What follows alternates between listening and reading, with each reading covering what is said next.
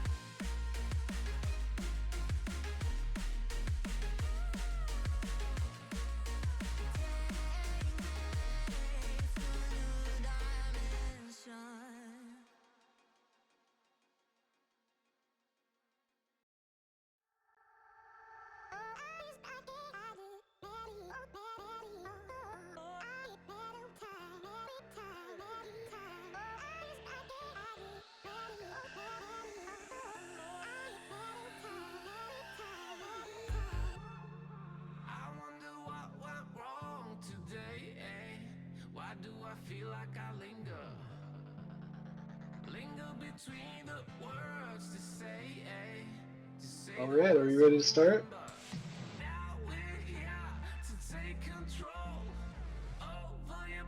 All right, I got good news here. Sorry, I ain't put on my headphones yet, but I got some Chinese chicken and some orange juice. Really good stuff right here. Okay, now I got my headphones on. Adam, can you hear me? Yep, simply put.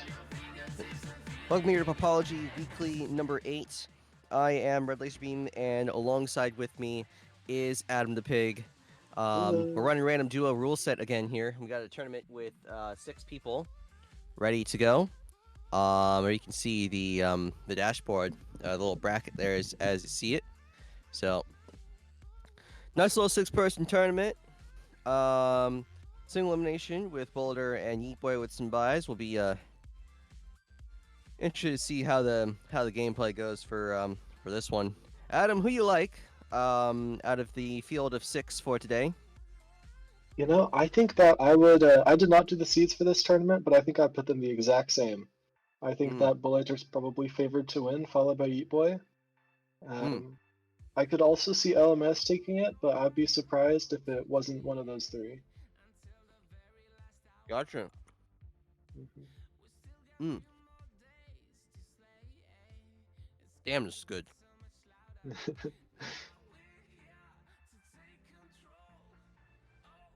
So yeah, we're just waiting for the matches to get started. hmm And once those matches get started, we'll switch the screen over. Emil will switch the screen over. Hopefully he's paying attention, and we'll start calling the shots here.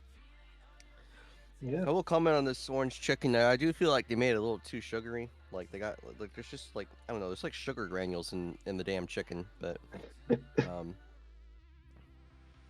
that's what happens when you get it from like Costco or something instead of like Panda Express, right? Yeah. Because the whole point of orange chicken is that it's supposed to have a little bit of tang to it, you know? Oh wait, we got a match. We got a match. Adam, we got a match. Awesome. All right. Yep. This is Fishy versus. Is that actually Anton? I don't. Because I feel like I Anton's don't played think it enough. that's Anton. Yeah, let's check the Okay, who the bracket. hell? Yeah, check the bracket here. That is Um, Light. who? Legend Light 8. Okay. So Fishy versus Legend Light, and again, random duo is the rule set here. So if you see some weird compositions, you know exactly why you're seeing those weird compositions. Anton going for the Dartland start versus Fishy going for the Ice start alongside Quincy. So I would imagine that Dart Monkey was one of the chosen towers. I think it was Dart Ah, Sniper because nobody would pick Sniper on this map otherwise, Adam.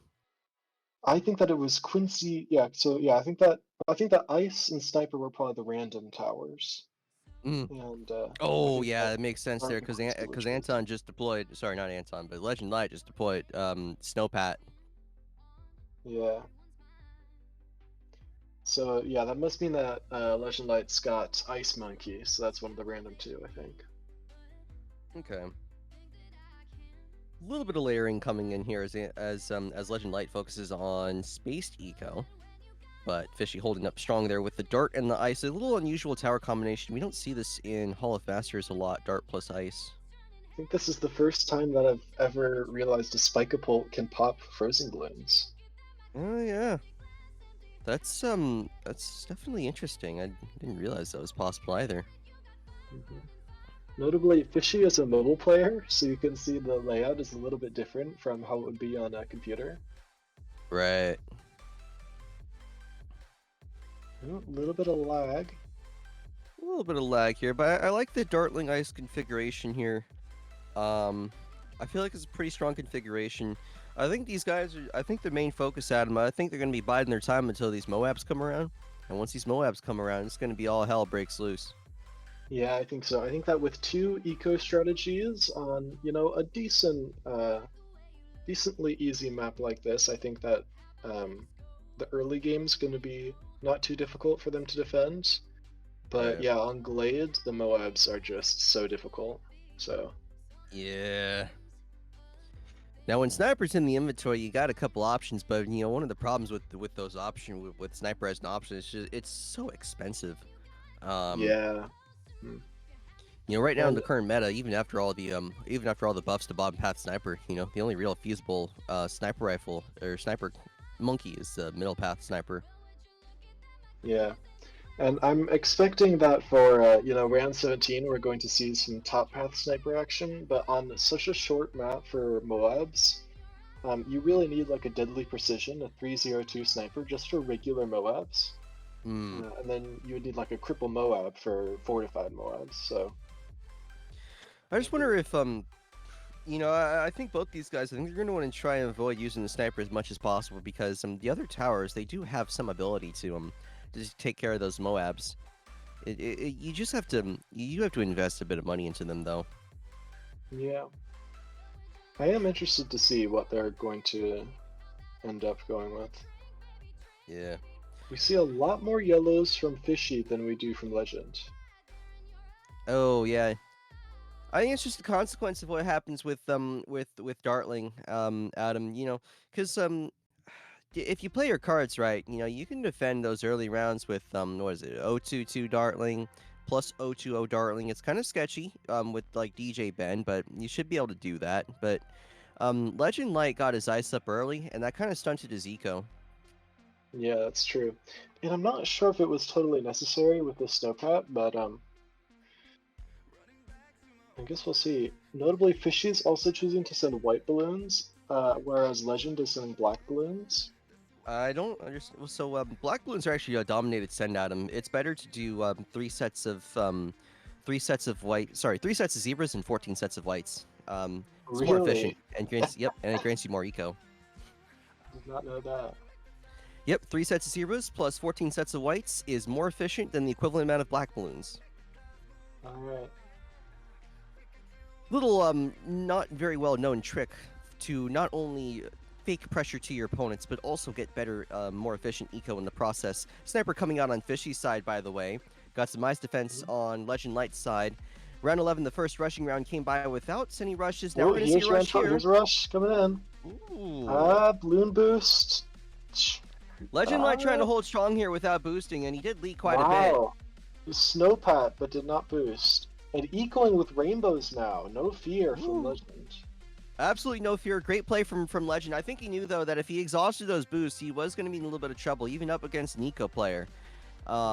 So I really love that right there. I think that totally discouraged Fishy from trying any rushing again. Plus, Fishy's playing kind of skinny right now with just supply drop plus Juggernaut on the board. Yeah, Bands and Bullets, yeah.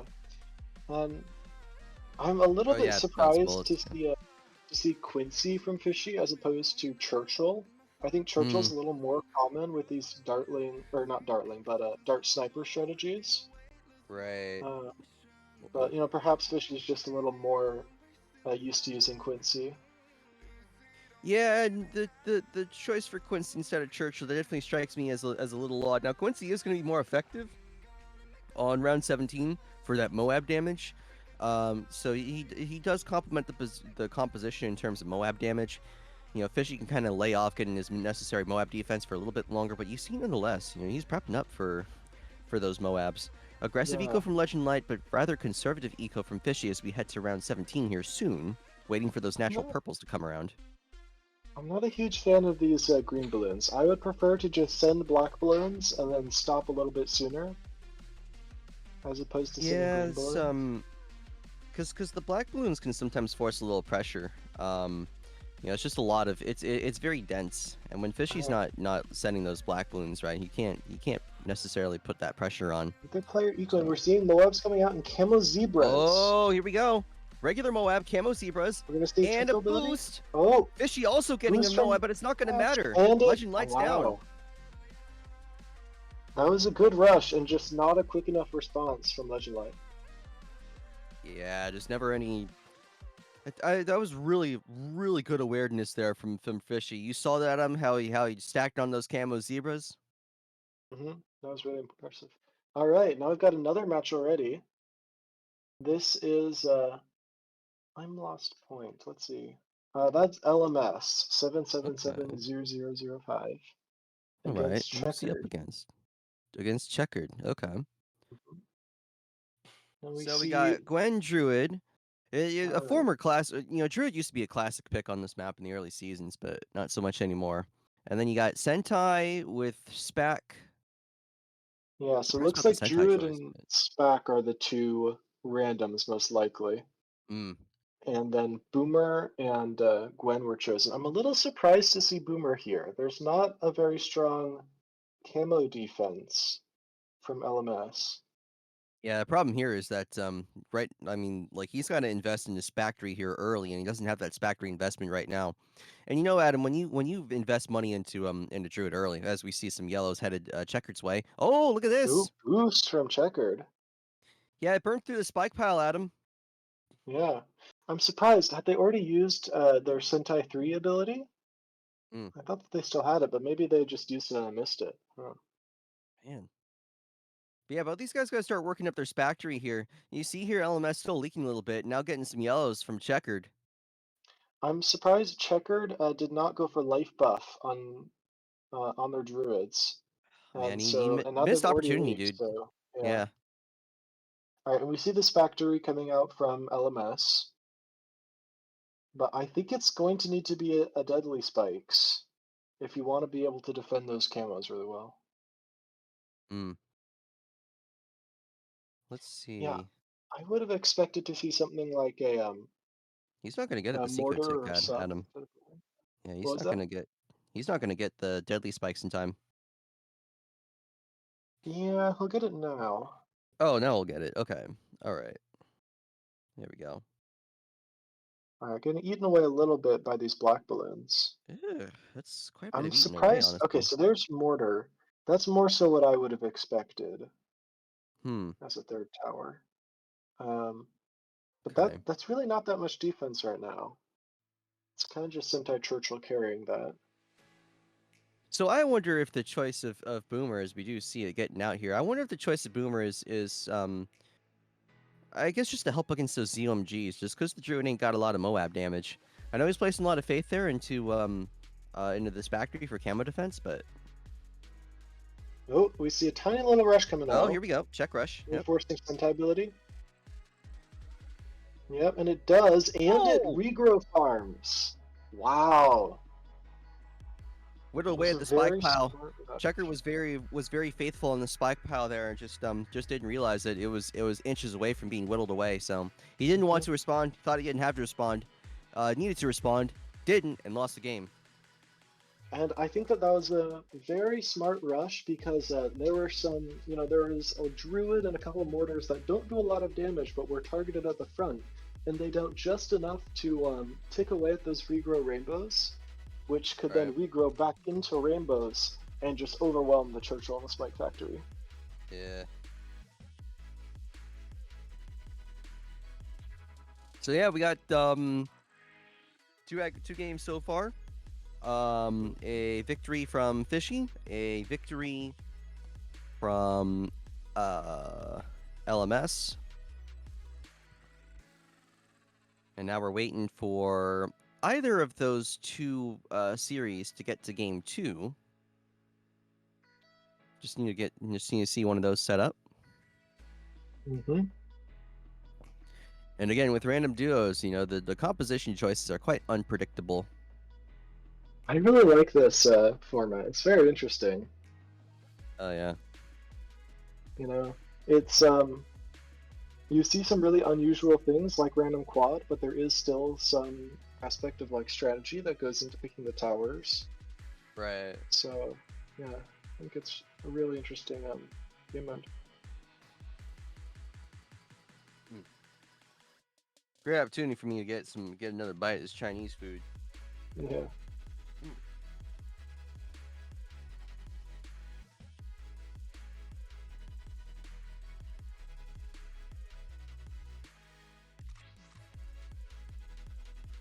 Mm. All right. So yeah, every match except for the finals is a best of 3. So the first 2 rounds are going to be best of 3, and then the finals will be a best of 5. Mm. All right, and we got a match. Looks like we are watching Fishy playing against Legend again. Yep. It's like Tack Glue Village with Gwen. So This could very well be really, attack Blue Village Mirror right here, Adam. yeah, we don't really know which towers are random because any two of these would probably have led to Taklu Village Glen. Yeah, definitely. I don't know if it was Tack Glue. I think that would have led to Tack Glue Village Glen. If it was Tack Village, right? You have a little bit of variety there. Maybe you go Science Gwen and go Tack Ice Village Side Gwen instead. Um, Ooh, but yeah, Fishy narrowly avoiding leaks. Avoiding early leaks is going to be very this is going important to for be these essential, yeah, players. because this could be round 40 territory. So you can see a Definitely. lot of shenanigans early on here, just trying to get that first life out of here. You can see here the Fishy making just a little bit of an attempt to stall. Just trying to make sure that he has sufficient defense here for It's really just player preference when you're playing the mirror, though, Adam. Yeah, notably, yeah, Fishy is going with a stalling attack spot, whereas Legend is going with a more anti-stall spot. And Fishy's spot is more typical for Taklu Village players, just because usually you're against a strategy, the farm strategy, that doesn't want to stall. Hmm. But in a mirror, both spots work pretty well. Now, a little difference of opinion right here in eco, and even in a situation like this, Adam, I still prefer the pink eco I because you would can parlay it agree. in a better green eco. Yeah. One more thing I want to point out here is if you play your cards right, Adam, you can avoid getting 2-3 attack. Never mind, both players side and get 2-3 attack. I think it's just a threat of losing a life. You don't want to lose life Yeah, early and have to play on offense. we're just so worried about that. Which, yeah, I mean, it's understandable why they would be. Alright. But This match could end up going pretty late. It's possible that we're still going to see an ice from Legend. right, be a really Yeah, weird choice though with just regular Gwen. It's a that's choice I wasn't true. expecting. I think that, in my opinion, glue is a little bit better overall, like, because you're usually going to be playing against a farm strategy. But I think that Right. because ice gives more of a damage buff, I think it can last a little bit longer. Mm. So, in the Tack Village Ice versus Tack Village Glue matchup, I think that Ice is a little bit favored. Oh yeah. So I See, think the big thing second we haven't tap. seen yet is some stalling. A second attack here coming from Legend Knight. Not really sure about that one because he's got Gwen Cocktail and Gwen plus 2/3 attack is actually quite resilient against a small amount of yellows. And the fact that Legend Light Yes, put down that extra attack, right? He ain't gonna be able to send as many yellows to Fishy. mm-hmm. Look at how well Fishy's reading this out. Gets the cocktail out. Gonna buy himself enough time that I don't think he has to get extra defense, which is key here. Because he's gonna take the income lead. Yeah, Fishy definitely has more income right about now. And Yeah. switching to white balloons.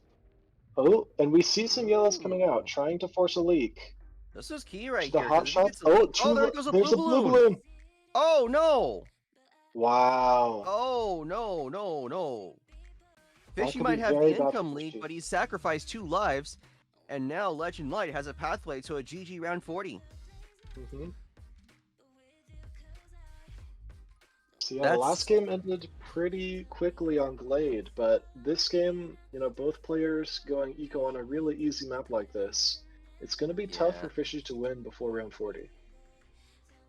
Yeah, now Fishy's kind of in I'm Fishy's in a little bit of trouble because he was stalling this game, right? And in a stalled game, a little bit of stalled game, there's some concern, right? There's some concern that your opponent's going to have enough money to defend your rushes, right? Mm-hmm. He's got the income lead to work with though, which is key. And I think both these players you see them trying to greed out their defense as much as possible. Don't want to get the mandatory Ring of Fire. We see a little rush coming in here Ooh, against check Legend. rush. Zebra's purple's Oh, boosted. boost! Legend of Light couldn't respond. Wow! A huge mistake. A huge mistake. A And he huge mistake dies. from Legend Light. He had the Mm-hmm. life lead and blew it. Just did not have enough money for that Ring of Fire. And even then, Adam, I like there's like he could have panic defended that with Maelstrom plus Village. That's a really bad move there. Especially you remember, Adam, when the other player gets an advantage, right, or when the other player's at a big disadvantage, right, the choke rush, it becomes more and more and more of a better opportunity to take. Yeah, and we're in another game right now. We Oh, see that's Boomer's Libra back, but that Zebras back coming ain't up. holding up. That's a boost from LMS. Checkered's got to win this in order to stay in this series, so. Mm-hmm. we see Druid's back again. Boomer Druid's back 2 games in a row from LMS. Is that Yeah, right? both these guys are very vulnerable, but I think it's going to come down to who's got more defense here for nothing. Kind of surprised both of them didn't just go Western style shootout on each other here. Yeah, I think that Checkered probably could have afforded a more glaives, but it might have been a little tough for LMS. I would really like to see some camos coming in here from Checkered. I don't think that LMS can defend a camo a Oh lot yeah, I right don't now. think Checker's recognizing just how weak the camo defense there is on LMS's side, because that factory is at its weakest right now. This is really a missed opportunity, I think. Yeah, and the longer you wait without sending any camos. Oh, here we go, camo Oh, here we rainbows. go. Boost and Rainbows and a ability. boost. Oh, and they're getting And through. they're piling through. Trying They're to buy Snake piling Storm, but through. not enough money. LMS is going to lose the game. And this series is going to game 3. Yeah, that's my issue with Boomer Drew's factory. It just does not have a lot of camo defense.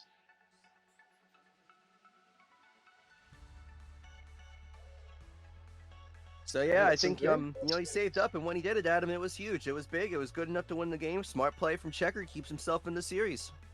Mm-hmm. All right, so we see an updated bracket now. Yep. We have Fishy moving on to play against Volator, and then we have LMS against Checkered. He's going to game 3. Deciding game 3 right here, which is going to be it's going to be very interesting, Adam. I tell you what, I'm really impressed with Checkered, able to get that win against LMS, right? Mm-hmm. But I know he's not very well favored in this scenario, but when you beat someone once, Adam, what you do is you go back there, you execute, you do it again, right? For sure.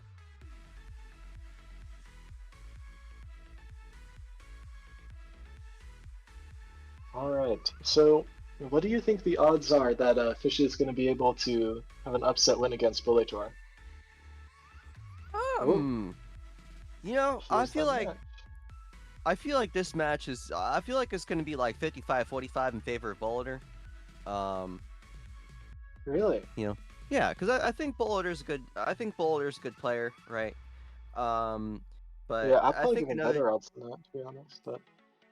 But he reminds me of me in the sense that he does have his struggles with micro. Yeah. Right. He does have his struggles with game knowledge sometimes. So, this is something where this is going to be that kind of situation where Fishy does have a couple ways that he can even this back up, even if Bolitor has a better reputation within the game and a a T3 badge to his name. Now we're seeing this is the new map. I'm not sure Salmon about that boat Ladder. spot from Fishy. That seems like a really bad boat spot. Yeah, I don't think I've seen that one before. Usually it's placed like in the top right corner. You see a Good Churchill Churchill start placement from here Volator. from Bolitor. Look at that. He actually sniped most of the reds. Even the reds that were very close to the exit. Got those out of the way. Yep. Yeah.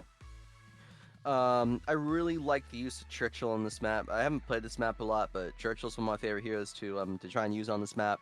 Bomb Slip Farm, if you remember some of the matches last week, it's quite resilient on this map, which is surprising actually. Yeah. Alright, and so I'm wondering what the random towers were. I'm guessing that it was Dart Super. I'm not 100% sure. Well, I just feel like if Dart was available, why not start with Dart, right? You mean instead of Churchill? Or like really for both these players. Yeah, I think that Dart is a little bit tough on this map. Just because all the spots where you want to put Dart are kind of like towards the top when the balloons are moving really fast. Also, we saw some layering from Fishy against Volator, which I'm not really a huge fan of, especially on Ram 3, because we see that regular Churchill just does so much Pierce that you're just annihilating and layering in a Spike Factory. Ooh. Okay. So I wonder what that tower replaced. It must have replaced Boat, would be my guess. Okay. So we know the hero wasn't random. Yeah, so we see a Dart Monkey from Volator. Crossbow. Okay. Alright, so Dart's definitely one of the random towers then. So yeah, I think that Dart Boat are definitely the random towers, and or sorry, Dart Super are definitely the random towers. Probably yeah, because super's not really something you'd see a lot of on this map. Yeah, this is a very tough map for Super. I doubt that either player would have picked that. Yep. There's definitely ways that you can try and stall this map out, but it's just not something that's been figured out very well. And this is why I'm not very critical of Fishy's boat spot because you see there every now and then, that cannon ship whiffs one of its cannons, which is not good. Yeah, it's a little tough. We see some pink balloons coming out against Blightor. I I would like to see Fishy layering some blues and yellows, or blues and blacks, excuse me, against that crossbow, but we see yellows coming out now, There we go. See the yellows in there. and a Churchill 3 ability. Interestingly, the yellow balloons, Bullator is pretty can handle the yellow balloons pretty easily, but it's the layering of the yellow balloons, the black balloons, to get past that crossbow. Hmm. It's really strong. Slow fire rate of that crossbow is really kind of hurting it because yeah, the second you see some layering come around, the crossbow starts missing. And notably, I think that Blighter Just doing actually pretty went well. for the attack speed crossbow instead of the pierce crossbow, just because of the speed of the balloons on this map. Hmm. You know, it actually is working pretty well. I gotta take my words back because he's able to pop all those white balloons, right? Yeah, especially with this factory now, even if he does miss some, it's going to be okay. Yep. You see a Dart Monkey come out from Fishy. A little nervous about Fishy though because he's playing really skinny between the boat and the dart right now. Yeah, it might be a little tough. I'm especially worried about round 13. Not so much round 11, but round 13 and round 12 if he goes for an attack speed Juggernaut. Hmm. So there's definitely some ways here Bowler can come through and try and win this game, but we're gonna see a But we rush right see now. Look at this, round 11 rush. There wasn't any Quincy regrowth on this though, ability. so Fishy's gonna I try and think this Quincy. wins. Yeah, off boost. Oh, No, never no, no, mind. it's not gonna work. Wow. That was some good layering there from Bullytor. Yeah, because that layer, I mean, it persisted right until the very end, Adam. Right? Mm-hmm. There was just a little bit of rush right there that it just compressed so much and took so long to power through it, and even with the pierce of the cannon ship, just not enough. Now we can go back to the match between LMS and Checkered. This is This is game to decide 3. who gets into the semifinals. Mhm. Um, Again, very good play from Checkered, the underdog win there to force game 3 up against LMS, but now I see I guess a huge difference of opinion between these two players because one of them has farm and one of them does not. Clearly, Sentai was one of the random towers, but the other one, I would guess, even though we see Dartling for both players, I would guess that Ninja was the random tower, Hmm. because I can't imagine that LMS would choose to go Dartling Farm Ninja with Sentai instead of some other Dartling Farm strategy. Right, right. This could be something where Checkered maybe he's going like Dartling Ninja Sniper, just wanting to see if he can get some really stalled rounds in, just get some high eco and try and outlate game Yeah. LMS. Mm-hmm. Dartling Sniper Ninja used to be, a very strong strategy. Oh, we see a little bit greedy here. We see the plantation coming out, which it makes Yeah, sense against an eco player. oh yeah, it makes a lot of sense against an eco player here.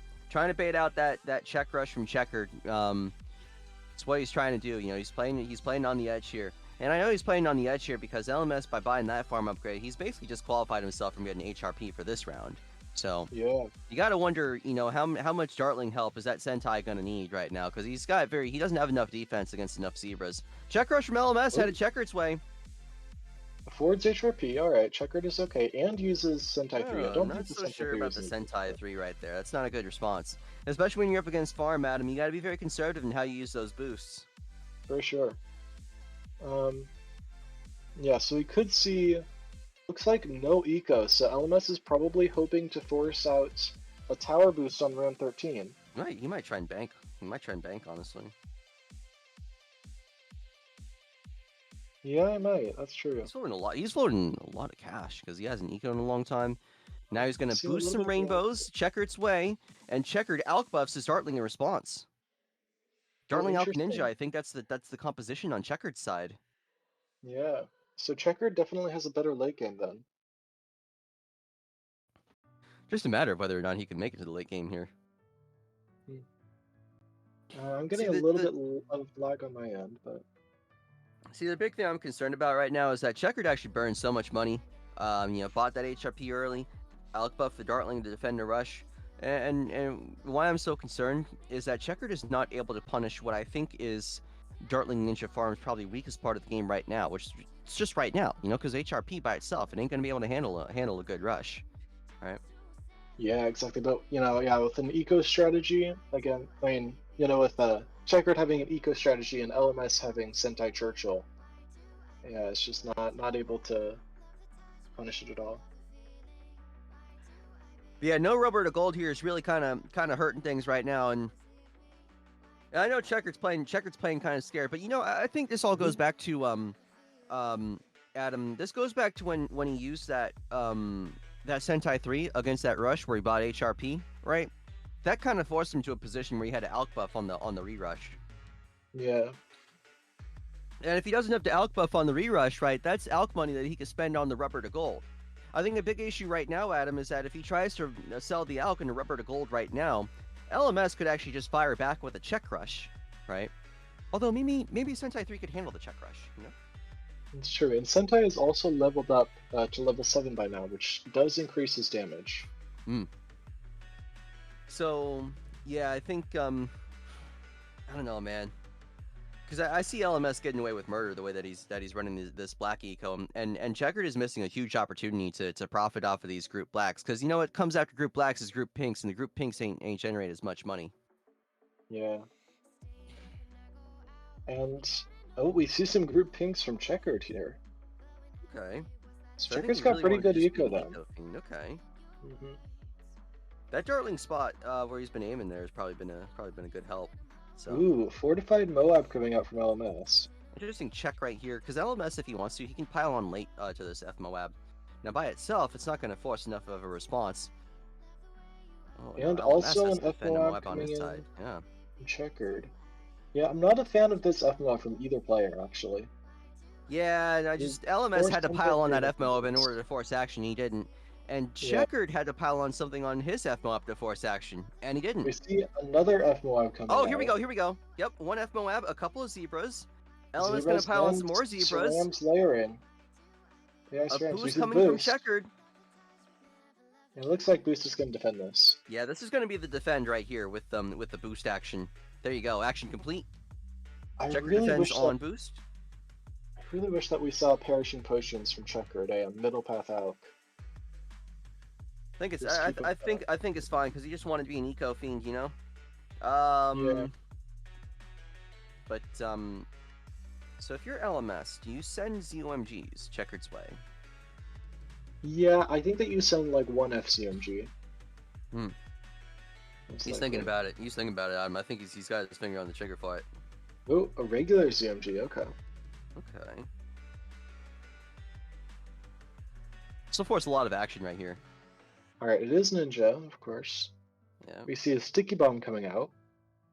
So I don't really know the defense for Dartling Alk Ninja against the ZLMG, the value defense. Especially with Sentai, it's a little bit tough because you've always got Sentai 10 if you want it.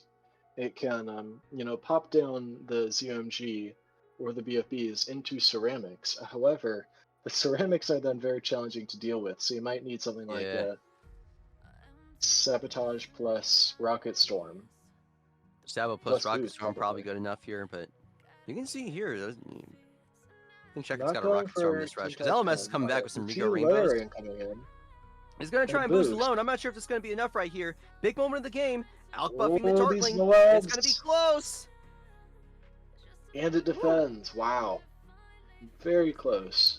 Good value defense right there, but now Checkered's down to just one boost. Mm-hmm. Ooh, and we see another ZMG. I'm not a fan of this rush. I don't know, man. I don't agree with coming back again because Checkered's already got like half his defense up, right? He can just buy a little more if he needs to. Exactly, yeah, and I think that and maybe Sentai 10 could come out here, yeah, normally Checkered would have to buy Sentai 10. spend a few $1,000s on it. But if Yeah. the CMG is so late, he can just afford it, or he can just get it naturally. Yeah, you know a big consequence of this that is going to delay the Monkey Wall Street. It's also going to influence how much farms that LMS has to Two sell to rainbows force that coming in. to get that Steve Monkey Wall Res, Street. purples. Ooh. Still no Rocket Storm from Checkered, though, which I'm kind of surprised about. He's got 5 regular Moabs to deal There's with. the Now he Rocket finally Storm. decides to Rocket Storm the Okay. rush.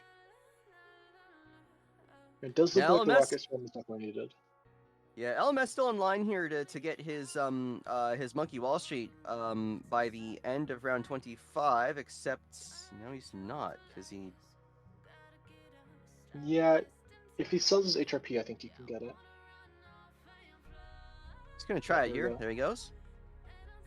Really good I think micro, by the way. That's probably a good idea. When you have Sentai 10, you can DDT headed LMS's way! DDTs. Sentai 10 to defend! Or maybe not. Yep, It's the there it Sticky goes. Bombs instead. No, he did use Sentai 10. Okay. I'm surprised. Sentai 10 took a while to Alright, respond. Sabotage Now coming LMS out. has got a Sabo here against his And FDDT. boost. I don't like this This is going to be tough right here, Sticky Bomb racing spot's through to pretty the exit. bad. This is LMS's game on the line.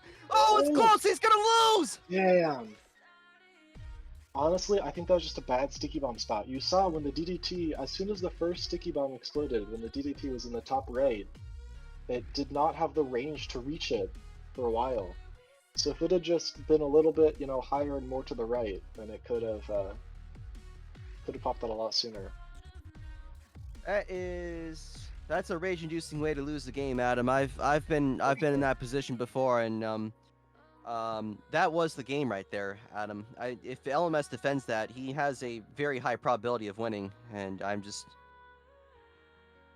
But hey, yeah, quite an upset there. Gotta test the greed. Sometimes you just gotta test the greed, Adam. And I tell you what, Checkered saw the greed, tested the defense, and LMS just wasn't ready for it. It's what happens a lot of times in these random duos when you're familiar with the composition. All right, Boulder versus Fishy. This is actually game 3, by the way. So Fishy did manage to tie things up. Or right, actually, so no, is this game 3 or is it game 2? I'm just reading the damn interface. This is game 3, I believe. Okay, this is game 3. All right. Oh yeah, actually that makes sense because we just spent like a whole 30 minutes or something watching yeah. the other guys. Quite a while. Yeah, I'm just I don't know, man. Adam, I'm in shock over that one, but I think you called it. Need a better Sticky Bomb spot, right? One Sticky Bomb's kind of it's definitely cutting it close when you're up against that FGDT. I mean, you need like 2 or 3, right? Be safe. I think that against a single FTT, I think that one Sticky Bomb is enough, but it just the issue was just that it wasn't in range of it when it was in that top right of the map, and so it did get in range, of course, but it just didn't have enough time to really explode and then defend the surrounds. Right. So we see Tac Gwen appear to be 2 common towers. I think Gwen is probably a random tower. Tac is probably not. I'd guess that Glue is a random tower, because I don't know why else you would go Glue here. Oh, yeah. I think it's definitely yeah, right there. So, Gwen Glue was probably the random comp, and I tell you what, this was a hell of a roll here to roll B site, a map where you're just straight up flat broke all the time. Yeah, very different from Gwen Glue on Star, right? Yep. And we see Wizard is the 3rd chosen tower from Fishy. I wonder what it is from Bulletor. It could be, I'm guessing, probably either Wizard or Mortar, but I'm not sure which.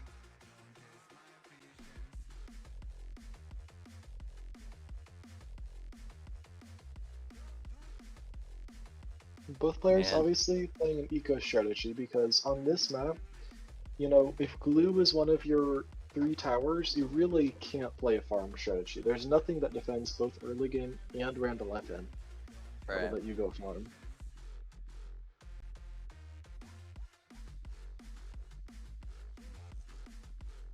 I'm a little sad that we don't see a Heli Health Glue from other players, but...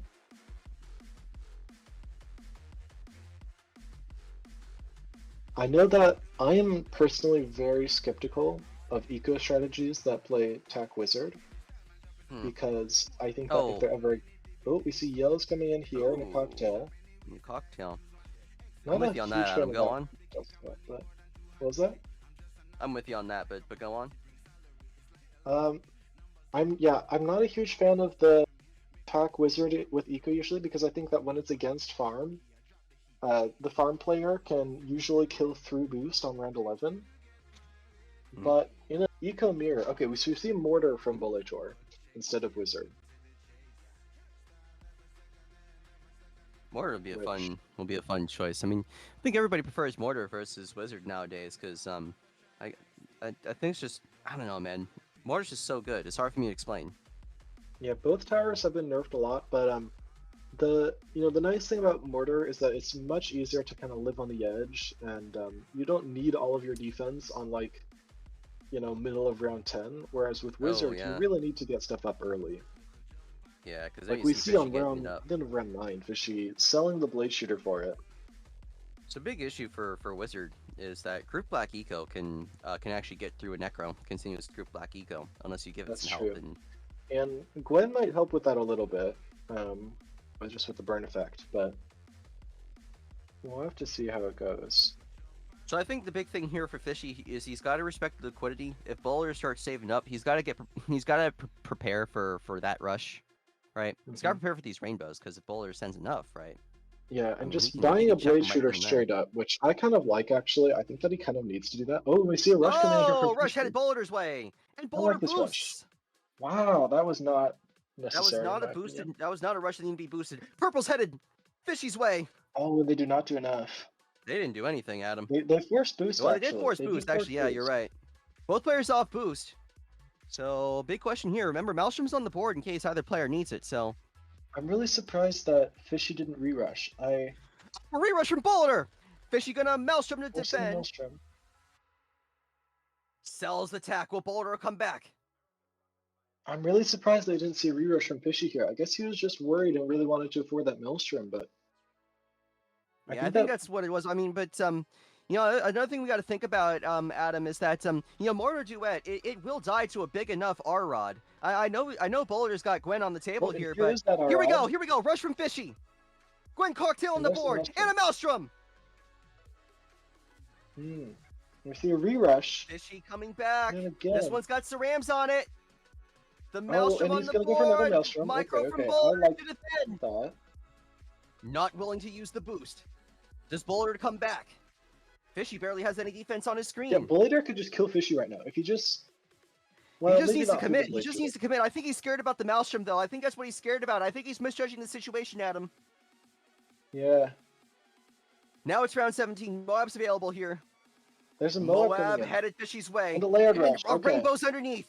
Boosted. Here it is to win the game. A Maelstrom Yeah, from Fishy. Gonna the defend the game. rainbows, but now he still has to defend the Kill the Moab. Necro and Desperation yeah, glue he's coming dead. in. Moab glue and a Maelstrom. Camo purples. Defends the camo purples. No, they're Yeah. camo purples. He didn't have to eat camo. It's game over. Bulliter wins. Yeah, I think that in that game, Fishy was just a little bit too aggressive and too late. I would have liked Fishy to rush sooner, but he waited a while until Boletor had money to defend, and then he rushed, and he just used up all of his money on rushing and didn't have enough to defend on round 17. Yep. And as soon as you sell that Necromancer for a Maelstrom, unless you're about to kill your opponent, you're just not winning that game. Yeah. The moment of truth in that game, Adam, was when Fishy went for the rush to try and kill, and Bulliter, he was on it with the Maelstrom micro, right? Mm-hmm. He was on it. I think he failed to I think he didn't respect the liquidity there, because I don't think he realized Bulliter had that much money saved up for a Maelstrom micro over and over again. Yeah, for sure.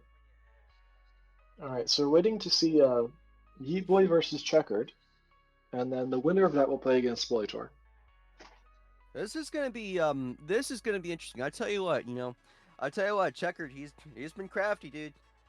Really cool to see him defeat LMS. So, but I guess he didn't defeat Yeet Boy for game 1, but Yeah, so anyways. and all right, Yeet Boy won game 1. So, yeah, we'll see. So how... game 2 coming up here. Yeet Boy with a chance to advance to the finals and meet up against Bulliter. And Checkered was the lowest seeded player going into this and defeated LMS, which is very impressive. But That's we'll impressive see. to defeat a top 10 player, Adam. But I tell you what, now he's up against a former T3 player, and Yeah, I'd be surprised if he can get the 2-0 now. but hey, cases like this, Adam, right? Like even if you're a mid-level player, right? I think the big difference between mid-level players and high-level players is just game knowledge.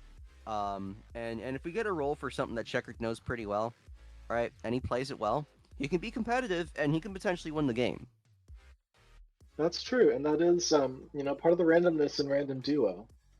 If you get something that the person happens to be really specialized in, it's going to favor them a lot. Yep. So here we go. We got Checkered versus Yeet Boy. Yeet Boy needs to win. So if he wins this game, he's automatically on to the finals. Checkered needs to win the next two in order to make it happen. Mm-hmm. And now we're about to see a match on Ports.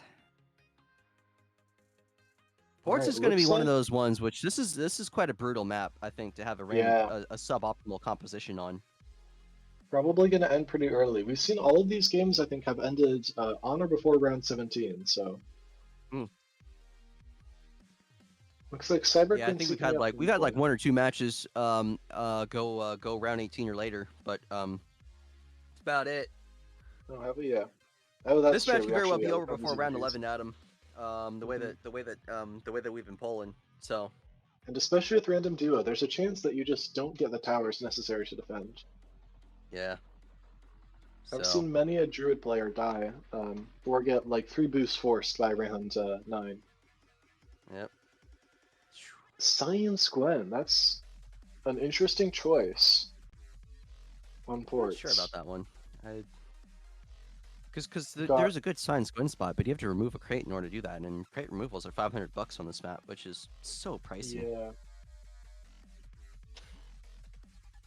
So it looks like Dartling Sub Ninja Cyber Quincy is a strategy for Meat Boy, and I think that strategy is pretty decent. We used to see Churchill Heli Sub Ninja. I think Checkered wants to do. I think he wants to get the sub up and Gwen buff it. I think that's the key for Checkered. I think that's what he wants to do here. So look for a sub start from Checkered. That isn't.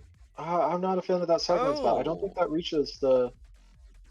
Is that reach? It reaches. It reaches. Yeah, there you go. Oh, it does. Okay. Yep. Big problem though is that you see the Pierce capping right here, so he's got to get some extra defense here ready to go. And I wouldn't be surprised if Heat Boy just kind of goes and just piles on a boost already to start things off. Because look at how much Cyclone's not hitting. Ooh, I really would have. Both players leaking quite a bit, but Heat Boy's managing the situation better with Cyber Quincy. Science Gwen does not reach. That's not good. And that's going to be game over right there if it's not able to reach all those balloons. Boost headed from Checker to try and save the day here, but I don't think it's going to be much right here. It's about to be a very short-lived game. We're about to see Heat Boy versus Boulder here, I think, in this final. Okay, but round 3 is probably going to be death. Yeah. Here we go. Here it is to win the game. Boosted yellows. Layered rush headed Checkered's way. Checker going to buy a double shot to try and defend. Is it going to be enough? I don't think so. He's trickle leaking. Cocktail coming out on Checkered's side to try and survive. He's not going to be able to do it. Geek Boy takes it on round 3. And he has a chance to rematch against Boulder. Or not rematch, sorry, but match against Boulder. Yeah, and I will say one other thing. I think that I would have preferred if Heat Boy had started with the barb darts instead of twin guns. Oh yeah, barb dart starts better. Yeah. Because barb darts, yeah, it's got 5 pierce as opposed to 2 pierce and twice the attack speed of a twin gun. So Heat Boy takes Checker 2-0, and now we're about to see a very exciting 5-game series here. Best of 5 between Heat Boy and Boulder, 2 heavyweights in this video game. All right, we see a little of adjustment of the bracket. Make sure that Yeet Boy is the one who advances and not Checker. So, oh man, this is going to be kind of interesting because these players do have weaknesses, Adam. Yeah. It's going to be very interesting to see what the towers are in the map. Yeah, I think the tower's going to decide a lot of what happens in this game right here. And I remember, Yeet Boy was, I think it was a couple weeks ago when he was up against Yellow. I think it was Popology Weekly number 5, right? Mhm. And Yeet Boy was playing well against Yellow, taking his income lead, taking his eco lead, farm lead, right? And Yellow came back with some brutal rushes and just embarrassed Yeet Boy outright. Just embarrassing choke rushes that took Yeet Boy out of the game. Um, yeah, I just wonder if it's Yeah, going to be that kind of thing where both these players are going to play on edge. I think they're going to play on edge. I don't think they're going to be privy to rushing, but I think someone's going to go for like a choke rush or something. Someone's going to choke to that choke rush and lose the game outright right there. I think it's going to be and more about who loses than who wins, Adam. I probably agree. And I would also say that I think that part of the reason why, these good players, these well-known players win a lot is because people, when they play against them, they get scared. They say, "Oh, my opponent's really good. They're going to be able to defend all my rushes." So they just don't even bother sending them. They just try and, outplay them. But really, the way to beat these good players, even someone like Ninjaeus, is to send smart rushes and to, send smart choke rushes because Hmm. everyone chokes sometimes, and we saw that with Yeetboy and YOLO, and might see that again now. It's funny you say that, Adam, because my lone win against Ninjaeus came on a Stroke Rush round 26 in a Drained Banana Depot game. Tark Wizard Farm versus Tak Mortar Farm. Yeah, And Ninjaeus handled the first DDT with misdirect, and he couldn't handle the second DDT. He was trying to be too greedy. yeah, and that's actually something that a lot of good players struggle with. There's always the how greedy can I be without dying? Yeah. I think it's also another thing that these players gotta understand is sometimes you just have to manage the game, right? Because sometimes you do need to be very greedy in your defense, but Wow, sometimes you we're just need to looking at defend.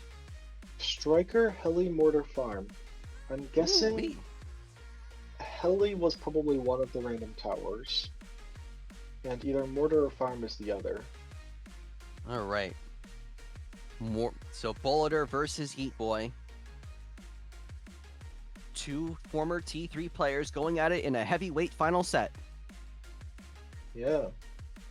And with a difference of opinion on how to proceed here. Remember, different heroes here from Bulliter and Yeet Boy.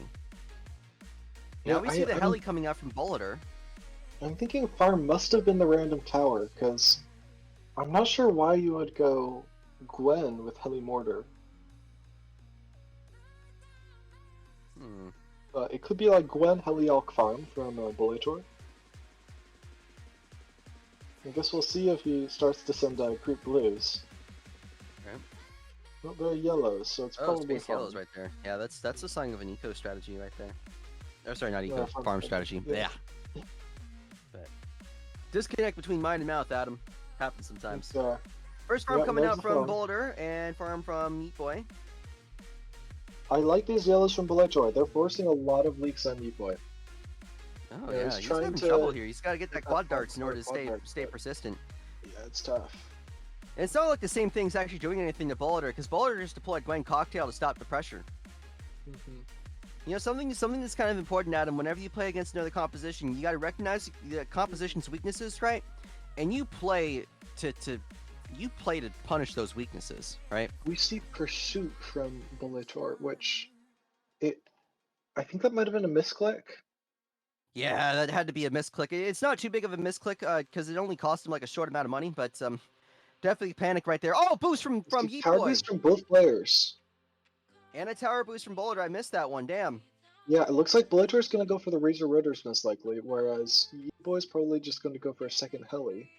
Heli's not defending. That's the problem right here. Yeet Boy's actually in worse trouble because he leaked more lives early. Bulliter has Gwen Yeah, Cocktail to buy himself some time. But he look needs at to Yeet use Boy. that He's Striker leaking 3. I down. don't know Down why below he's not 50. using Down Striker below 3. 40. Now Bulliter There's the boosting to Striker try and 3, kill but and it take game one outright whiffs. right here.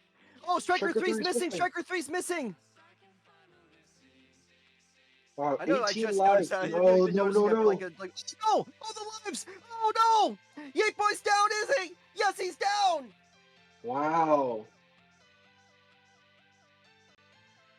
Yeah, that's Round rough. 4, Adam, that's what it was. Round 4, when Bollitter sent those pinks, round 4, that was the big difference maker. That allowed Bollitter to do the choke rush and just win the game outright on round 5. What a play from Bollitter. He's up 1-0. Hmm.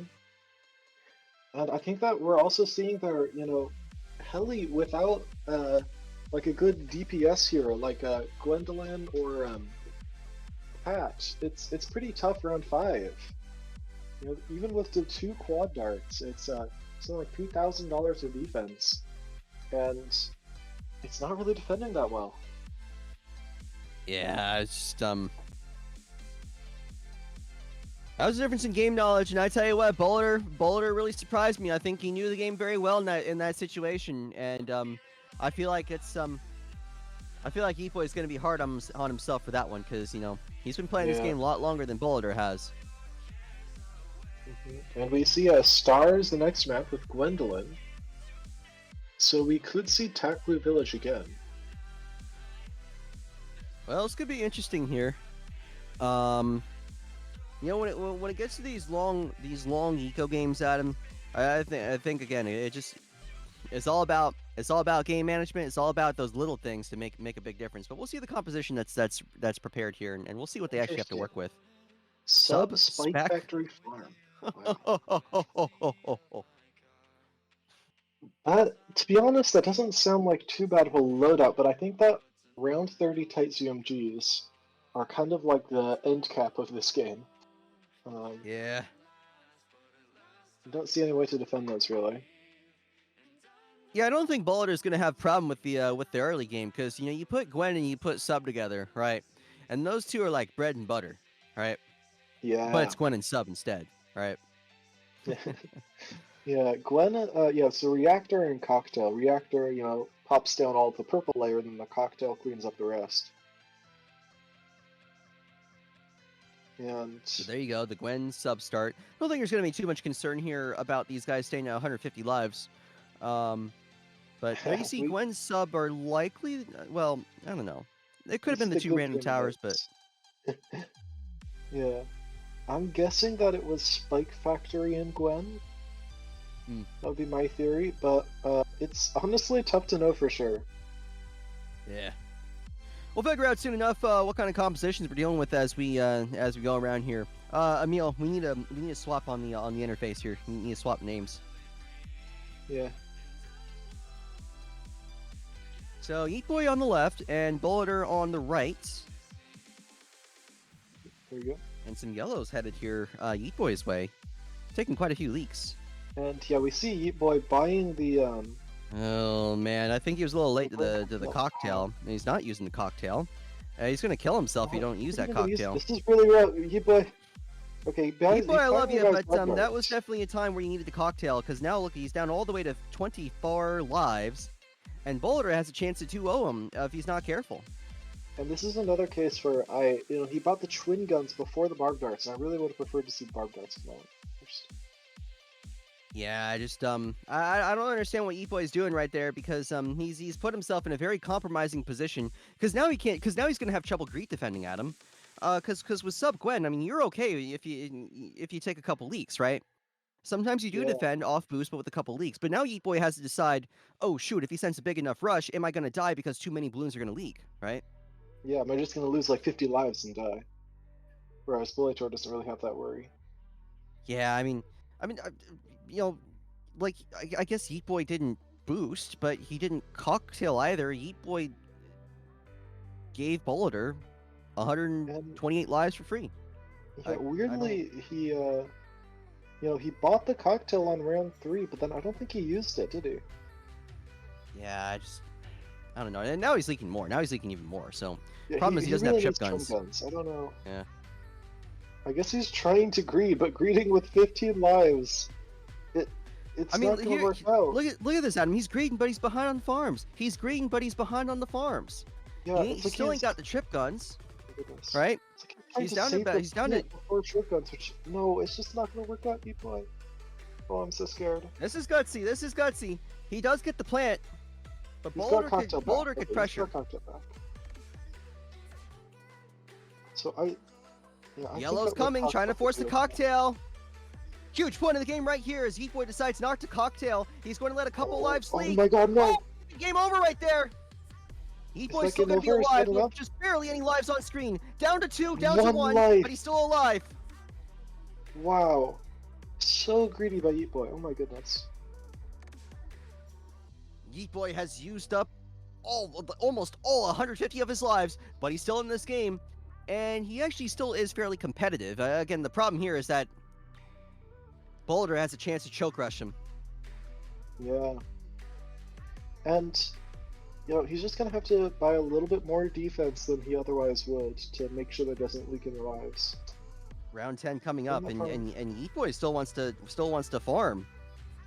Yeah. Boulder hasn't been buying any farms. I think he's saving up quite a bit here, Adam. We'll see. Has he retargeted his cocktail? Here it is! Boosted Zebras! To go up 2-0. Heat Boy going to boost the reactor. Not going to work. Boulder's up 2-0 in the series. Yeah. He believed in the boosted reactor, and he didn't buy crosspath instantly. I think that was the issue. Didn't buy crosspath instantly, and boosted reactor is not as good as you would think. I'll tell you what, I hope Heat Boy plays that bad when I play up against him in rank, because that was not a great show of play right there. We called that one hook, line, and sinker, Adam. And I tell you what, Boulder had great game sense, figured out that, hey, you know, if Heat Boy is going to be low on lives, I might as well go for the choke rush, and there you go. You know, people complain about choke rushing in this game, right? It takes no skill, right? But you know what it takes to understand when a choke rush is going to work, Adam? Game sense, right?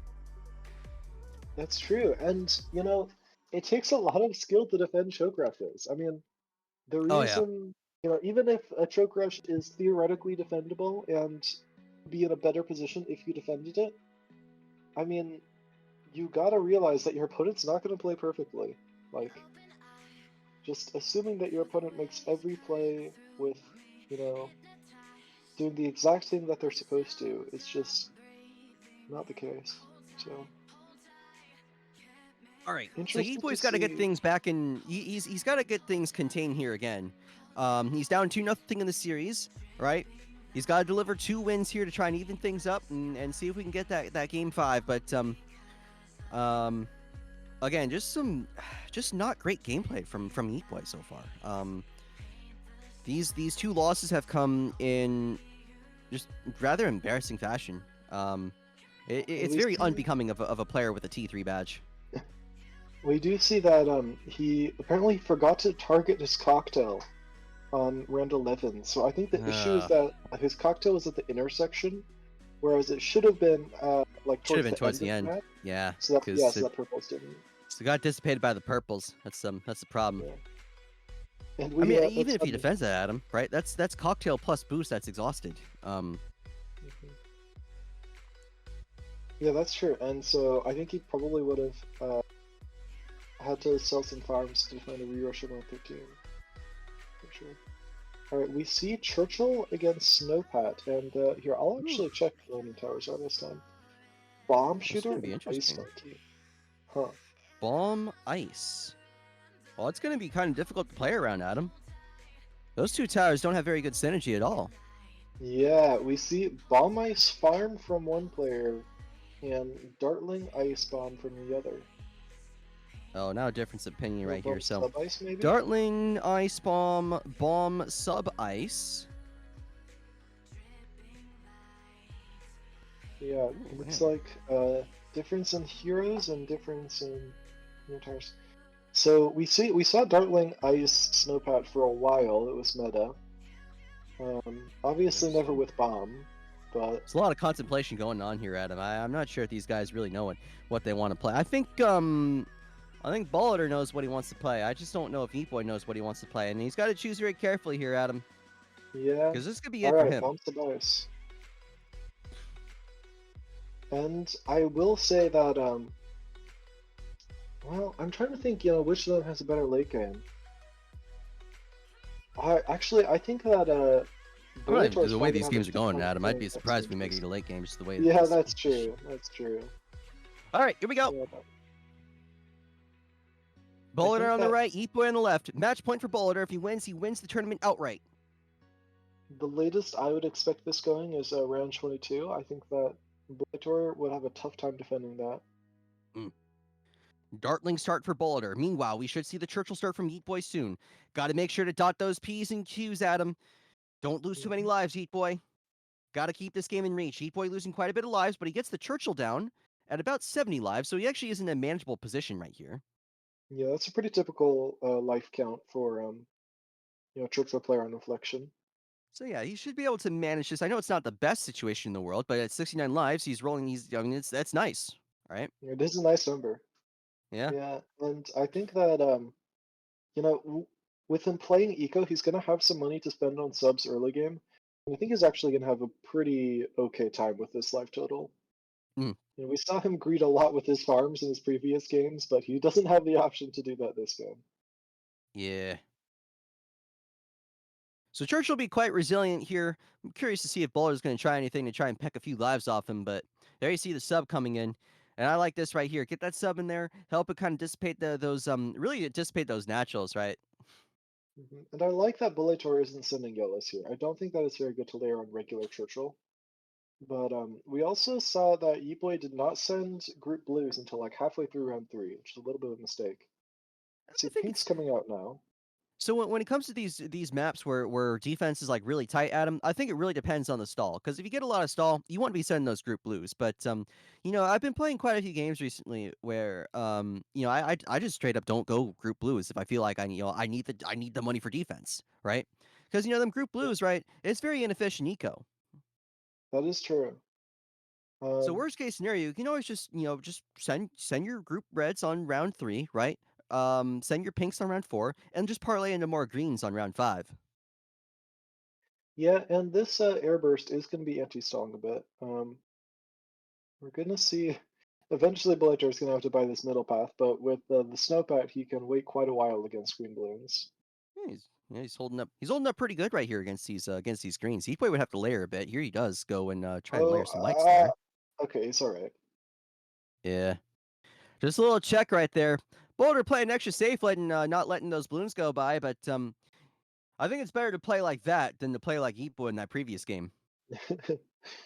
Yeah, and we see. I don't think that airburst has barbed darts, does it?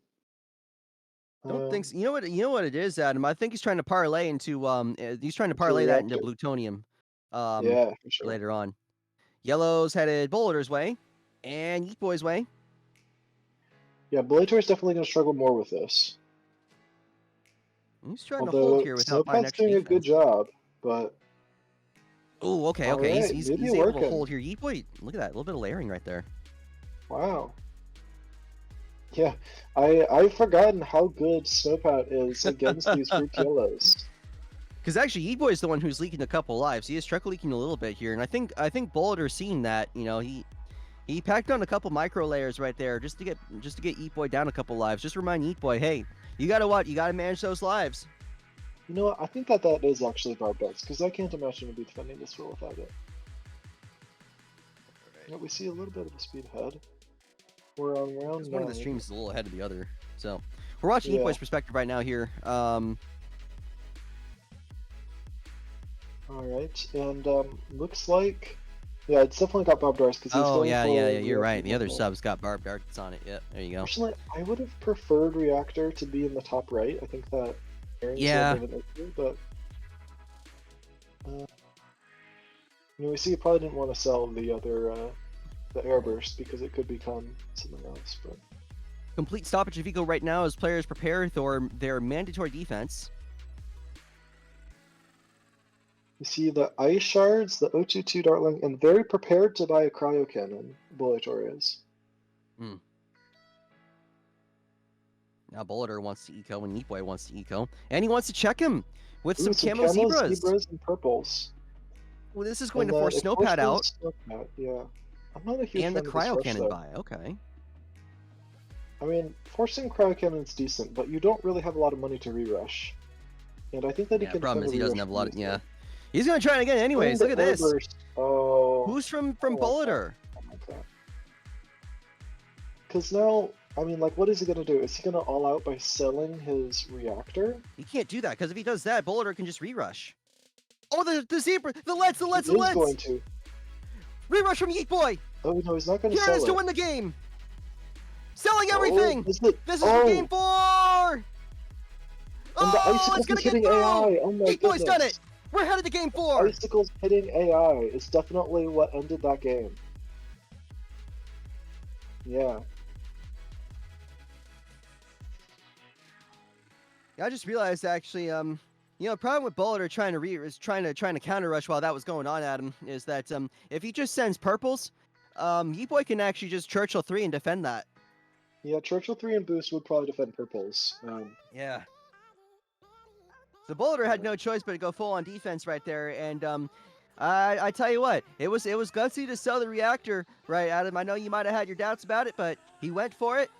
Just piled on enough zebras and just got past Boulder, and here we are in game 4. Great play from Yeet Boy.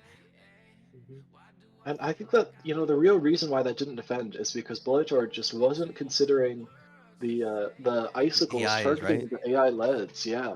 Ugh. And if That's that a hadn't horrible way to happened, go down. yeah.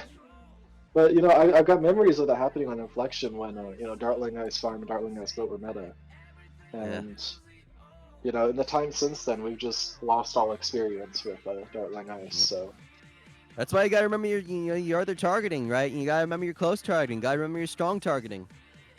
All right, let's check out the map for the random towers. Looks like Sniper Druid are the random towers, but Jesus Christ. oh. A We're gonna little go bit of Sniper consideration. Druid on B site. Gwen versus Striker. So we're probably going to see Mortar, Mortar coming out from Bulletor. Whereas Sub, I'm guessing, is going to be coming out from Yeet Boy. But Sub is going to be tough on this map. Yeah, that's going to be really, really tough. I think I kind of prefer, on building site specifically, I think I prefer Bulletor's strategy. I prefer Bulleter's position, definitely. So here it is, game 4, match point again for Bulleter. Yeet Boy with a chance to force game 5 if he wins this match right here.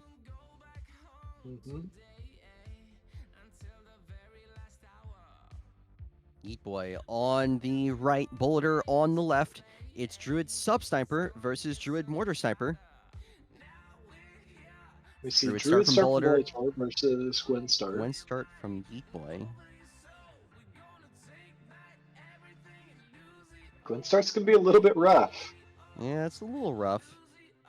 She doesn't have all the piercing, to handle all those reds. This ain't like Star, because. Oh, and not sure where to place the Druid. Oh, he needed to place it sooner. He needed to place the tick earlier, but he just wasn't sure, and then he sent too many reds, so he couldn't afford it. Yeah, he's gonna leak quite a bit before getting his Heart of Entrance up, which is rough. Okay. Like 35 lives. Oh, he's layering not from Bulleter, maybe no. Bulleter's leaking quite a bit here, leaking down about 85. Gotta watch those leaks. Oh, yeah. So he's gonna have to. Oh, boost from Bulleter. Tower boosting. Wow. Yeah, gonna have to buy Lightning very shortly. And there he goes. He does buy Lightning. So Bulleter kind of in a cash trap position right here. I don't think he even has the money to try and pressure Yeet Boy. He's gonna try it anyways here. Boost some space yellows. Trying to get those lives down. Yeet Boy doesn't have Cocktail available yet. Slowly Yeet Boy is leaking to his death. Okay, now Cocktail coming out. Bulleter takes the life lead, 44-31. This still isn't a full Druid buff. He's gonna need probably another 10. He's got a chance to get Lightning here. There he goes. Yeet Boy gets Lightning. Alright. Some very interesting starts from both players. Kind of scuffed, but they are, with Lightning, they should be fine for the time being. Now Bulleter's got Striker down, Yeet Boy's got Gwen down, so they got a little extra help here as well. And it's 750 if they want to pick up Druid or Wrath, get that Druid a little extra buff. Yeah, we'll definitely see. It looks like Bulletor's going to go for it. Striker's definitely the weaker hero. Okay, both players are going for it. I think I like this, actually. I think that even with Gwen, normally with Gwen you wouldn't need it, but on this map, I think you kind of do. So both players living on the edge. Bulleter up 2-1 in the series. And we probably, the way that these guys are burning through their cash to buy this Druid early on, they ain't going to be able to send a lot of yellows. So, You know, the further this game goes, I think the more you have to think about it, Adam, as a drained game, right? A game where there ain't a lot of, there's ain't a lot of money, right? A lot of money on hand to defend things. And we see hovering this mortar from Bullitor. I'm not really sure why he's doing that. He doesn't need it for round 7. Maybe he was worried that Boy would try Trying to and figure out the reset butter his spot, druid, maybe, but I don't know. yeah. I mean, and he's also not sending a lot of yellows, which is interesting. No, just buy mortar, really. That's I don't know, And man. Bernie's I tough. feel like it's not good play. I I feel like you gotta go for the yellows there, Adam. I'm with you on that one. Yeah, I don't know. I think that he is kind of underestimating his Druid Arathia because, maybe he was worried about E-Boy trying to reset the Druid Arath by not sending any balloons, and then when it's attacking slow, sending yellows. But I don't think he really has to worry about that too much on this map. E-Boy still hasn't revealed his submarine to Bulleter. Yeah. And Now he does. Wow, holding quite a bit of money, Bullitor is. Probably going to send E-Boy a rush, would be my guess. Pre-buying the Crosspath Shell Shock. Wow, that's... Ooh. He's being... Here it is to win the game! In. Bulleter and E-Boy. E-Boy gonna boost to defend. Boosted. Oh, that was not necessary. And now he's just sitting. He's just a sitting duck, I think. Yeah, that boost is not necessary. So he's gonna have to use Cocktail for rerush, but no money to rerush really. You could sell the shell shock. It's a tongue twister, but you get what I'm saying, Adam. Yeah, and even if he does sell the shell shock, he can definitely defend on boost. Oh, he's selling the. Oh, we're gonna sell. Oh, to win the game. Purple out. Rainbows, purples. Here it is. One last desperation attempt from Yeet Boy. Not gonna work. Boulder takes it 3-1. Very close. Very close to defending, but it just didn't quite get there. He sold the Druid to do that, Adam. I was quite surprised. Yeah, I definitely think that he needed to sell the Druid a little bit faster. Maybe he needed to sell Druid and Gwen to afford that Tornado Druid just a little bit faster. To get those balloons back, and then maybe sell Ballistic to start microing Tornado Druid, but it's tough when you've just got like a couple of seconds to think about what you need to do to defend, and by the time you've thought of it, you're already dead. Yeah. But I tell you what, it was great. It was great recognition there from Bulleter. He recognized that it was a drained game, right? You got to tactically sell your defense in that sort of case, right? You just tactically sell it so that if Yeet Boy wanted to counter rush, he can't get that counter rush done. Bulleter takes it 3-1. Yep. So, yeah. All right. There's the final bracket. We see a win from Bulletor, and yeah. All right. Yeah, great play. He was supposed to be up in the he was supposed to be up in the booth for today, but he wanted to play. So. Yeah. All right. Well, I think that's it. We're gonna wrap up. Thank you everyone for watching, and we'll see you next week. Yeah. So we got some trash talk happening in Tournament General, by the way. That's funny. All right, let's see what they're saying. Bulletor, I am too good. Never forget who owns you. Jesus Christ. Damn. That's what happens when you try and beat yourself, Adam. The way Yeet Boy was playing in game 2, I think that was kind of a big difference right there. GG to Bulleter. He did great. But yeah. All right. We'll catch y'all around next week. Yep. See you Red Lasers next commentating, and yep. Thank you to Emil for hosting, and we'll see you all later. Bye bye. Yep.